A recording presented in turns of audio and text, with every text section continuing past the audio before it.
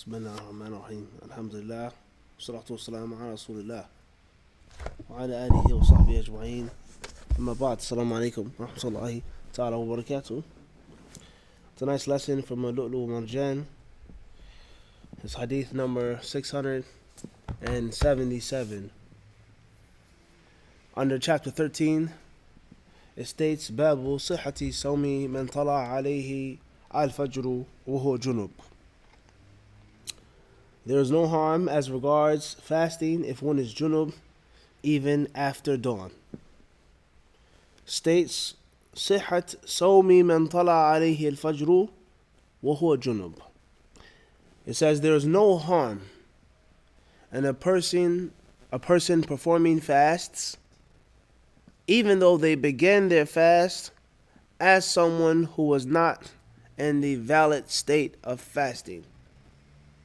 In the valid state of fasting. Presupposedly. A person who's junub, a man who had intercourse with his wife, a woman who had intercourse with her husband, or any other type of reason or means of becoming junub.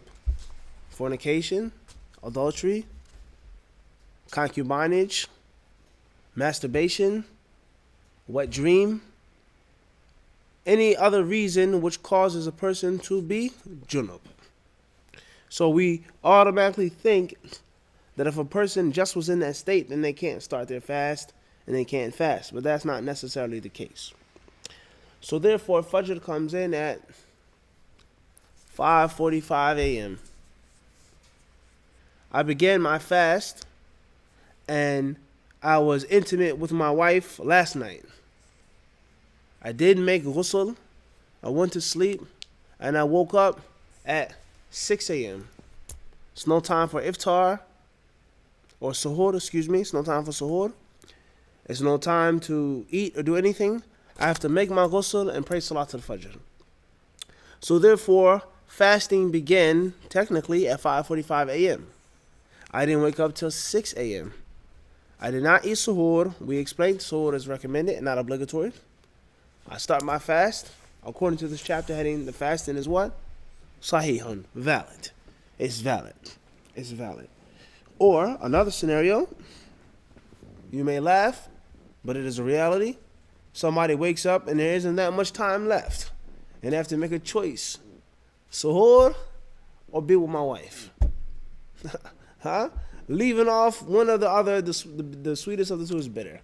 It's only 10 minutes, 15 minutes, 5 minutes, whatever the amount of time you have. Should I eat something or seek the provisions that Allah has given me with my wife? Al-Muhim is no way to do what? Both before it's time to pray. So therefore, a person chooses to be with his wife, and he and she, they finish right before what? 5:45. But the ghusl was not made until 5:50, 6 a.m., etc. So this is an extremely important issue. And those who are married, rather, we've explained. Those who aren't married, this is a very practical issue.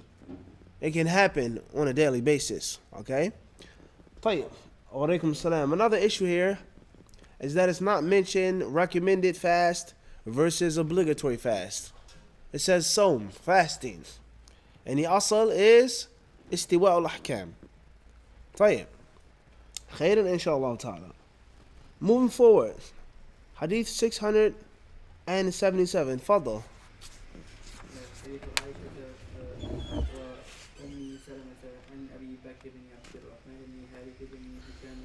أنه أباه عبد الرحمن أخبر مروان أن عائشة وأم سلمة أخبرتاه أن رسول الله صلى الله عليه وسلم كان يدركه الفجر وهو جنب من أهله ثم يغتسل ويصوم. فقال مروان لعبد الرحمن بن حارث أقسم بالله لتنقضين بها أبا هريرة. ومروان يومئذ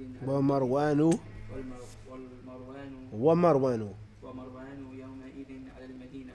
فقال أبو بكر فكره ذلك عبد الرحمن ثم قدر لنا ثم قدر لنا أن نجتمع يدي بذل أو في ذي حليفة، فكانت لأبي هريرة هنالك أرض، فقال عبد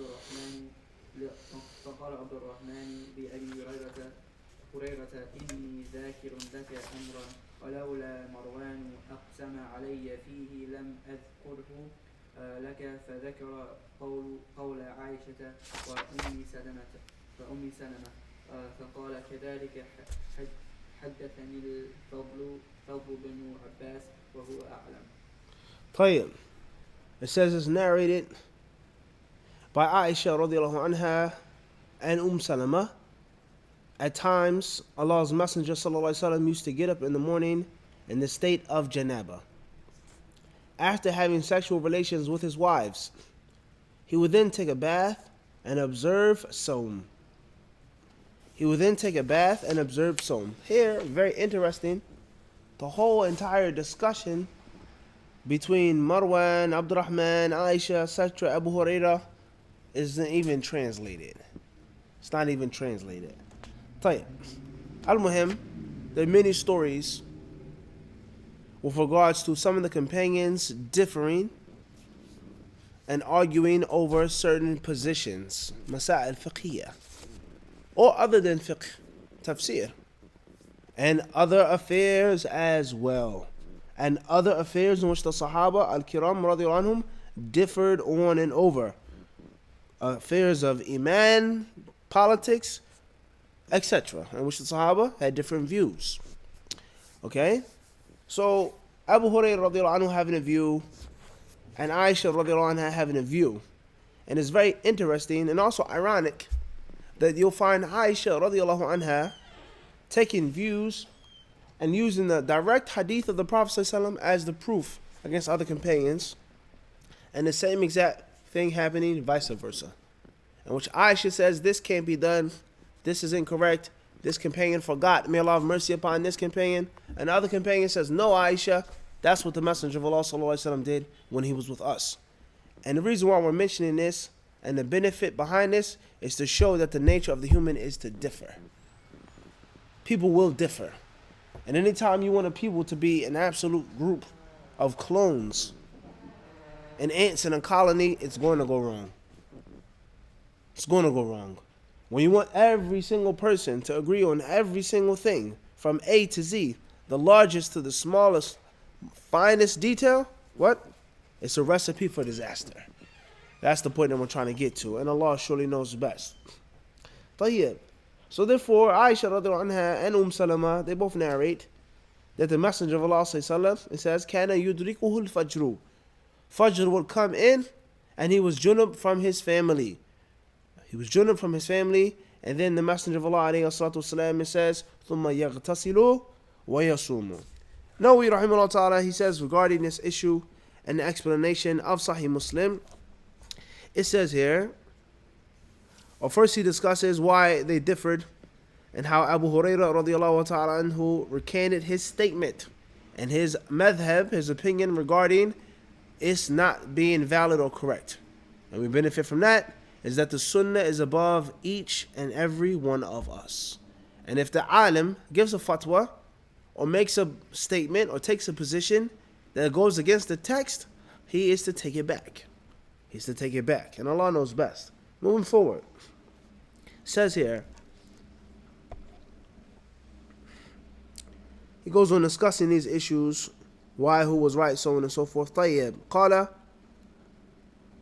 وإذا دل القرآن وفعل رسول الله صلى الله عليه وسلم على جواز الصوم لمن أصبح جنبا وجب الجواب عن أبي هريرة عن الفضل عن النبي صلى الله عليه وسلم وجوابه من ثلاثة أوجه. طيب. So if we have proof that it's permissible to start fasting while a person is junub, then we have to respond to the narration of Abu Hurairah radiyallahu ta'ala anhu, in which it says, قوله عن أبي هريرة أنه قال من أدركه الفجر جنبا فلا يصم. نعم.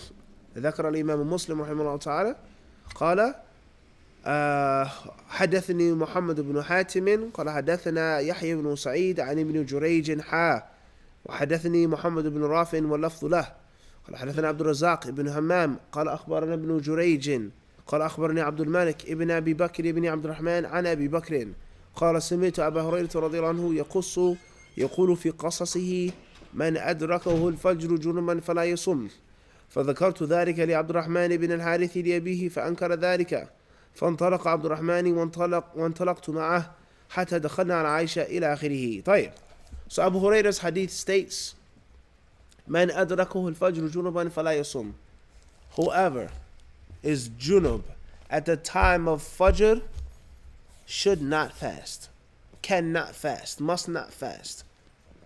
Whoever is junub at the time of fajr cannot fast. And Aisha and Salama's hadith is on the contrary. So therefore there is what we call a ta'arud. Ta'arud. No, he says the answer to Abu Hurairah's hadith is from three angles. Number one, أنه إرشاد إلى الأفضل فالأفضل أن يغتسل قبل الفجر فلو خالف جاز وهذا مذهب أصحابنا وجوابهم عن الحديث فإن قيل كيف يكون الاغتسال قبل الفجر أفضل وقد ثبت عن النبي صلى الله عليه وسلم خلافه فالجواب أنه صلى الله عليه وسلم فعله لبيان الجواز ويكون في حقه حينئذ أفضل لأنه يتضمن البيان للناس وهو مأمور بالبيان وهذا كما توضأ مرة في بعض الأوقات بيانا للجواز ومعلوم أن الثلاثة أفضل وهو الذي واظب عليه وتظاهرت به أحاديث وطاف على البعير لبيان الجواز ومعلوم أن الطواف ساعيا أفضل وهو الذي تكرر منه صلى الله عليه وسلم ونظائره كثيرة. So the first answer for the outward contradiction, the outward clashing, the lack of harmony between these two narrations is that it's best to make the ghusl before Fajr. As if Abu Hurairah's hadith states that the Prophet ﷺ said, or states here, that whoever has been with his wife or husband at night, they should make their ghusl before they begin their fast, before Fajr comes in. The best thing to do. And as if the hadith of Aisha and Salama states that if you don't choose to do that which is best, it's permissible and it's valid. It's permissible and it's valid. Clear? طيب, meaning it's mustahab to do it. Now, does it mean that it's makruh not to do it? تلك مسألة أصولية. هل ترك المستحب يلزم منه الوقوع في المكروه؟ مسألة أصولية مختلف فيها بين أهل العلم. المهم, at the end of the day, that's the first answer, is that it's recommended but not necessarily obligatory, not necessarily mandatory but recommended to do. Now the question is, why would the Prophet ﷺ leave off that which was best? The best thing to do was to make the ghusl before Fajr. Salam and Aisha both narrate that he used to begin without making the ghusl. So what's best? Or we have another scenario. Malish, we forgot another scenario. A man has enough time to eat the suhoor, but he chooses to delay his ghusl. It's not an issue of him running out of time, but he just says, what? I'll wash up afterwards. Not best. The adhan is 5:45 a.m. I'll finish my suhoor and I'll make my ghusl at 5:45 a.m. or 5:46 or 5:50. The adhan and the iqama is the time between labas. طيب. So, how did the Prophet ﷺ leave off that which was best? No, he gives many beneficial examples in which the Prophet ﷺ left off that which was best to show the people that the opposite was permissible, such as making wudu. Washing the body parts 3 times is clearly best. And there are hadiths in which he only washed once or twice. The Prophet ﷺ, when he made tawaf, hajj, upon the what? The camel. Even though walking and being on your feet was best. And which the Prophet ﷺ did other times, tawaf walking. So he says that the Prophet ﷺ doing it to show the people that it's permissible and not necessarily that that's the best thing to do that he would do in the other instances, in most cases. طيب. والجواب الثاني number 2 أنه أو لعله محمول على من أدرك الفجر مجامعا فاستدام بعد طلوع الفجر عالما فإنه يفطر ولا صوم له. The second answer is that hadith, Abu Hurairah's narration, is talking about he who is having intercourse while Fajr is coming in. And he remains and continues and persists to be junub even though Fajr has come in. He's with his wife and the alarm is going off. The Adhan app is going off and he says, what can I do now? So he says, فَلَا يَصُمْ, no fasting. فَلَا صَوْمَ لَهُ. Right?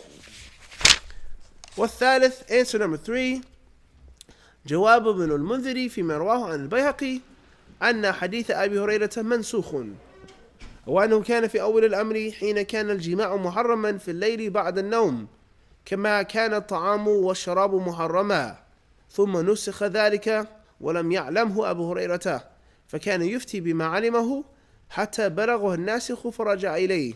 قال ابن المنذر هذا أحسن ما سمعت فيه والله أعلم. And the third answer is the answer of one of the great scholars, Ibn al-Mundhir rahimahullah. He says is that it was abrogated, it was canceled. Now, we all know, or we should know, is that there was a time in Islam in which if a person had iftar and then took a nap, went to sleep, and woke up, they could not eat, drink, or have intercourse until the next night. That was once the rule. So therefore, I had iftar, it's Maghrib time. I eat my dinner, I'm intimate with my wife. Tayyib. Then I want to go to sleep for 3 hours, wake back up for qiyam, work, whatever, water, whatever it is. No. That was once the rulings. And that was canceled and abrogated. In which Allah Azza wa Jalla said, eat and drink, hatta yatabayyan, until it becomes clear to you. So you understand how the Quran and the Sunnah are connected, and the fiqh rulings pertaining to those ayat.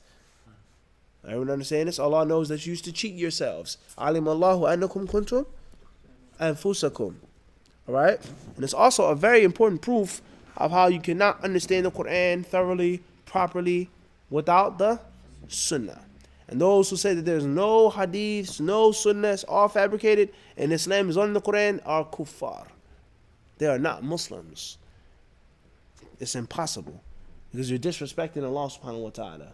Allah mentions the beginning of the story or the end of the story. He mentions certain pieces and details, and the other things which make the story clear are left out, and only in the Sunnah. Who was deceiving themselves? How did they deceive themselves? It's not mentioned except for where? In the hadiths, and there's hundreds of examples that we've explained before of this. The qibla being changed, the secret that the Prophet ﷺ told to some of his wives, Battle of Badr, Battle of Uhud, Surah 33, Al-Ahzab. What is that talking about? None of those things are mentioned except for in the hadiths. So there's no Islam without hadith. There's no Islam without the Sunnah. And the people, in most cases, when they want to do away with the hadiths, is because they want dunya. And they know that the hadiths put restrictions on certain things.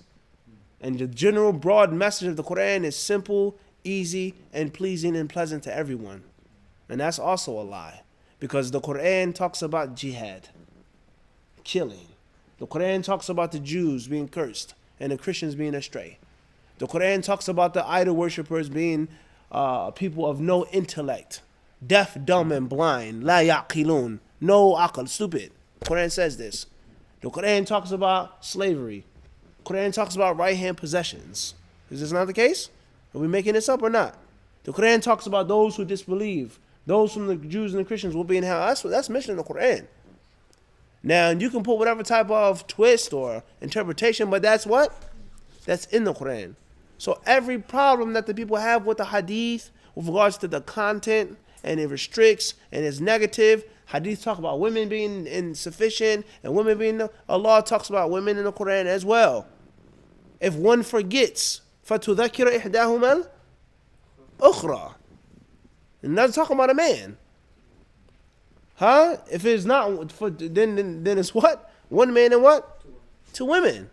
The Quran talks about who was made first, Adam or Eve.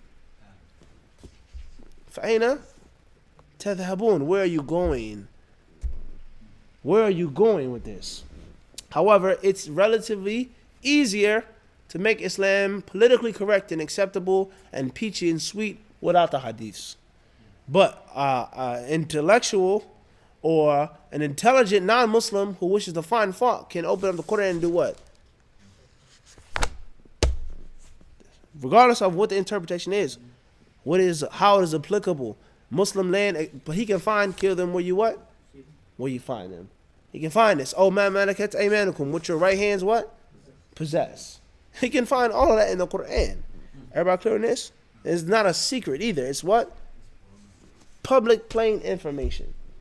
Alright? So therefore, this was once the ruling in Islam. When the people went to sleep at night and they woke back up, they could not eat, drink, or have intercourse. And then that was what? Nusikha. And they said Abu Hurairah didn't know about it. The hadith in the Musnad Imam Ahmad that states that marfu'an. And here is Abu Hurairah's qawl. Mawqufan alayhi huwa. Tayyib. So he says here is that these things were unlawful at night if a person had slept, and then that was abrogated, and Abu Hurairah didn't know about it. And he continued to give the fatwa that whoever is junub, when Fajr comes in, has no fast. Ibn al-Mundhir says this is the best answer that I have heard. What's important is that there's no clash, and there's no contradiction. And for argument's sake, if there was, we take the hadith of Salama and Aisha, is that it's permissible to begin your fast as a junub. As a junub. As long as you don't go back to the reason which caused you to be junub. Unless it's something out of your control, such as having a dream. You wake up, you have a dream that you didn't cause. That you didn't cause. Huh? People may cause having a dream, thinking too much, looking at something, talking, whatever the case may be. But you just woke up and you had a dream. It wasn't your fault. Everyone understand this? Khairan inshallah. Tayyib.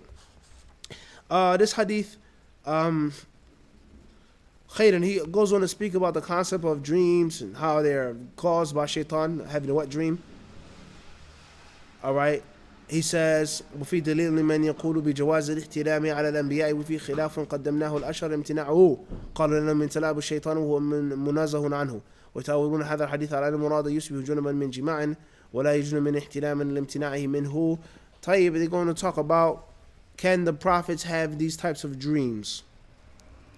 Can the prophets have these type of dreams? Or is this some type of trickery from the shaitan? Right, moving forward.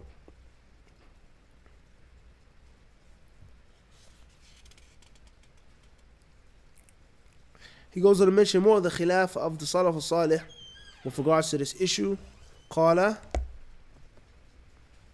وما حكم المسألة فقد أجمع أهل هذه الأمصار على صحة صوم الجنوب سواء كان من احتلام أو جماع وبه قال جماهير الصحابة والتابعين. He says, as far as the fiqh ruling, the most of the ulama hold the view that it's valid. And a person can begin his fasting being junub, whether it's from intercourse or an actual dream. Most of the ulama, he says, that was their view from the Sahaba and the Tabi'een. وحكي عن الحسن بن صالح إبطاله وكان عليه أبو هريرة والصحيح أنه رجع عنه كما صر به هنا في رواية مسلم وقيل لم يرجع عنه وليس بشيء. وحكي عن طاووس وروة والنخعي أن علم بجنابته لم يصح وإلا فيصح.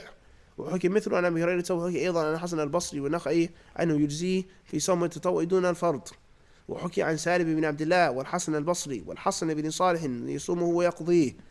ثم ارتفع هذا الخلاف وأجمع العلماء بعد هؤلاء على صحته كما قدمناه. وفي صحة الإجماع بعد الخلاف خلاف مشهور لأهل الأصول.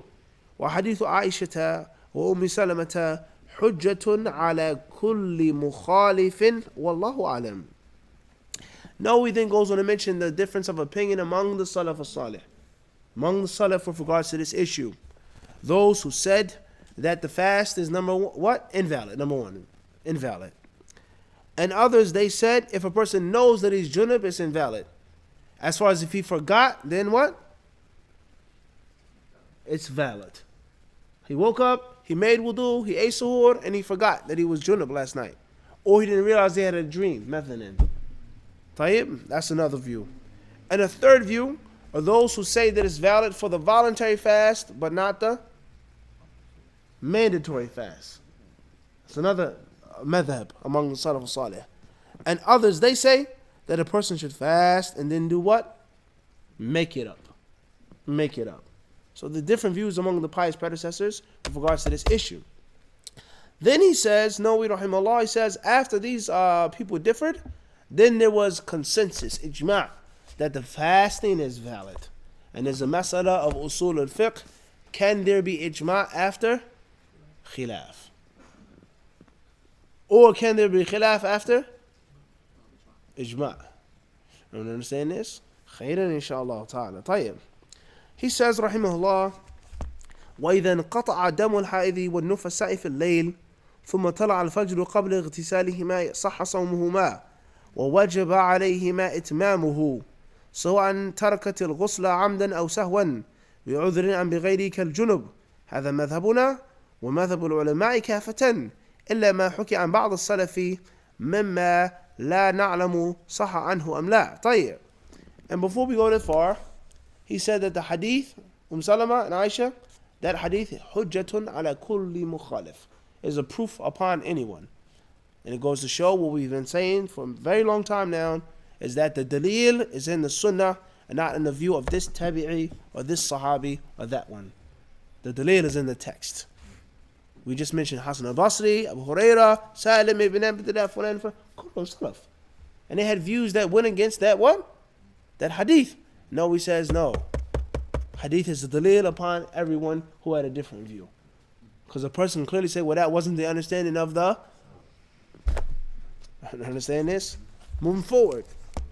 Now he talks about a woman who comes off of her menstruation. She comes off of her monthly cycle or her postnatal bleeding at nighttime. The fajr comes in. Right?